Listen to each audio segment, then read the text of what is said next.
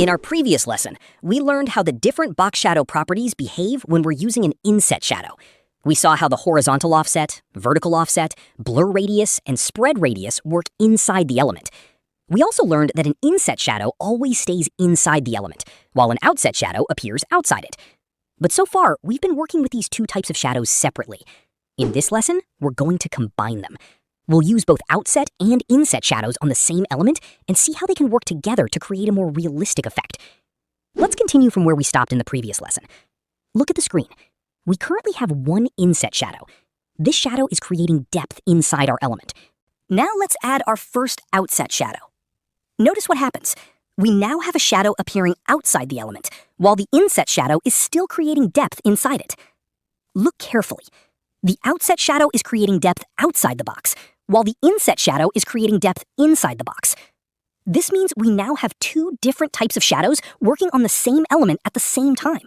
One is working from the outside, the other is working from the inside. Now, let's make the effect even more interesting. Instead of having our outset shadow only appear in one direction, let's add another outset shadow in the opposite direction. Look at the screen. Now we have an outset shadow appearing in two different directions. The first shadow creates depth below the element, while the second shadow creates depth above it. This gives the element a stronger sense of depth from both sides. But we're not done yet. We currently have two outset shadows and only one inset shadow. Let's add one more inset shadow. This time, we'll position it in the opposite direction from our first inset shadow. Now look at the screen. We now have two outset shadows working outside the element and two inset shadows working inside it.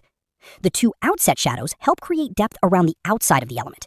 The two inset shadows create depth along the inside edges. And because each shadow is coming from a different direction, we can see the effect of each one more clearly. This is the important thing to understand. Outset and inset shadows don't have to be used separately. You can combine them in the same box shadow declaration. You can have one outset shadow and one inset shadow. You can have multiple outset shadows and multiple inset shadows. The browser simply applies each shadow according to the values you give it. And because every shadow has its own horizontal offset, vertical offset, blur radius, spread radius, padding, margin, and color, you have complete control over how each one contributes to the final design. In our example, the outset shadows are helping our element feel like it's raised above the page. The inset shadows are helping the inside of the element feel deeper.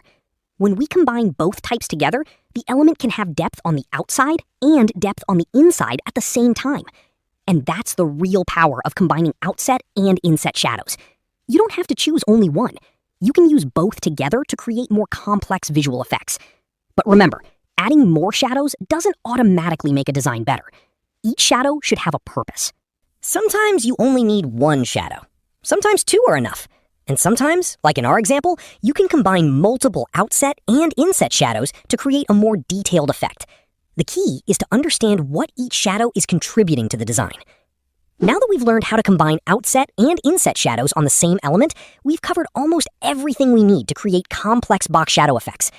Now that we know how to stack both types of shadows, we're ready to build custom visual effects from scratch.